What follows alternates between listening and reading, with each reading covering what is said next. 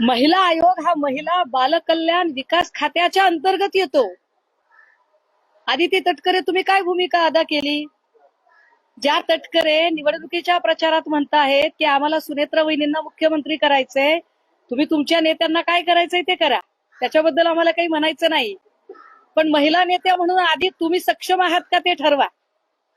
फक्त नेत्यांची भाटगिरी करणं आणि किती ग बाई मी हुशार, किती ग बाई मी हुशार एवढं करणं थांबवा.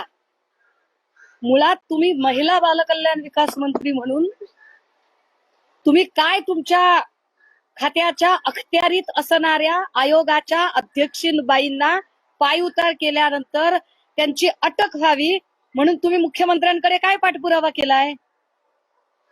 की आम्ही असं समजायचं का की तुम्हाला जिथे मंत्री करणाऱ्या अजितदादांबद्दलच तुम्हाला काही पडली नाही, तर तुम्ही महाराष्ट्रातल्या महिलांची काय तुम्ही कारवाई करणार आहात?